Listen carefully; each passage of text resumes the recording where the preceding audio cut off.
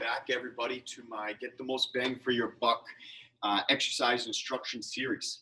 So today we're going to be going over a sumo deadlift. Okay, there's many different variations of deadlifts, but for today's video, we're just going to be going over the sumo deadlift, not even getting into a hip hinge as much. I'll create other videos on this as there's a lot that goes into the simple motion of a hip hinge. But we're going to go over the benefits of the sumo deadlift. So the sumo deadlift is typically the first deadlift that I will teach most members, most clients. The reason being is that it is the safest and you'll actually be able to pull the most amount of weight. Okay, so major difference is that with the sumo, as the name says, you're going to have a wider stance with your toes out a little bit. Okay, the first thing we want to look at is what stance is correct. How wide is wide? So if I'm down low into the position, this is my bottom position. See how my shins are perpendicular to the ground, perpendicular to the ceiling? That's how you know that you have the right stance, okay?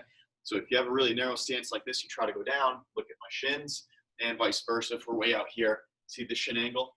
Okay, that's what we're looking for. So we're using kettlebell today for this motion. I'm gonna show you from the front and from the side. All right, deadlift is gonna be one of the most bang for your buck exercise because it involves nearly every muscle in your entire body, and it teaches your core how to strengthen itself and how to brace the spine. Okay, so it's involved with a lot of posture. All right, so we have that stance that we just figured out. We want to set up so that kettlebell is lined up right where you tie your shoes, right at your ankle bone. Okay, that way we don't have the weight out in front of us. We're going to put the least amount of pressure on your lower back. Okay, so we have soft knees. All right, we got a good kettlebell stance. Now I just want you to pretend like someone's got a lasso around your hip and they're behind you. And they're just going to pull you back, right? So they're just pulling my butt back, pulling my butt back, pulling my butt back. All right, so we're right about here, but if my arms are going straight down to the ground, I can't quite reach that kettlebell yet. So now I want to sit my butt down by bending my knees. Boom, here I am. This is the bottom position. From the back of my head down to my butt is a nice straight line, right? There's no rounding going on, and there is no arching, which is difficult for me to show, okay? So you have equal weight distribution in your heels, and the balls of your feet. You have no weight on your toes, okay? The tough part with the kettlebell being in front is that it's a narrow grip in front, so my shoulders want to round like this, right? They want to round. The tough part is bringing the shoulder blades back, pulling your chest out to keep that good posture, okay? Good stance, kettlebell's here, okay? Soft knees, hinge, bend just a little bit. Arms are perpendicular to the ground, holding on. Okay, pulling that chest right through, like you're Superman, right? Drive the heels through the ground, stand straight up. Squeeze the butt, okay?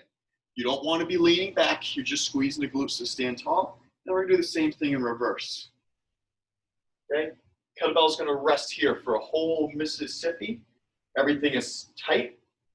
Stand right back up with it. Okay? Let me show you two from the front, and then let me show you some common errors. All right, got the stance, right? Knees get pushed out because my toes are out. My stance is wide.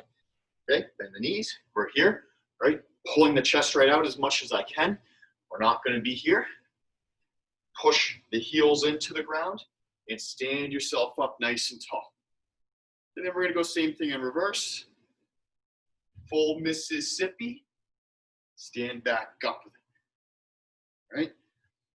A few little cues I like to give here is pretend like you got beach towels in your armpits. Squeeze them in there. Okay, that's going to keep your chest out, your shoulder blades back. It's going to save your spine, okay? Here's a few things that I see commonly done wrong, okay? Is they'll come down here, okay? Shoulders round like this, and they stand up like that, all right? Thing is, my lower body wasn't really even using all there. It was all my spine trying to pull that weight up, and that's not safe for you. So how do we fix that? Is by pulling the chest out, right? The other thing is I see this. Up. Right? Because you're just bouncing it in and off of the ground, okay? A deadlift, we get it, the name from what it is. It's pulling from a dead stop on the ground, okay? So we're teaching your body how to pull something from the ground while protecting your spine. When you bounce like that, you get this whiplash action on your spine. It's very unsafe, very unhealthy, okay? Show you one more, and then we'll move on, all right? So the other one I see is, so they come up, right? you get a dead stop, everything relaxes, right? And then you pull and you get this whiplash again, right? You want to pretend like everything is already tight, like you're already pulling the weight before the weight's even left the ground. Okay? Everything is taut, and then you just stand straight up with it. That's going to be the safest for your lower back, and it's going to provide some good posture cues, all right? So that's the sumo deadlift with a kettlebell. Let me know how it goes. I haven't even slightly had breath just by doing, what was that, like 6 of them? So you're going to get the most bang for your buck out of that. You're going to see the biggest improvement with your posture and your strength. All right. Thanks for watching, guys. Hit the like button, hit the subscribe so you can see whenever I upload more exercise instruction videos or classes in general. All right. Stay safe, stay healthy.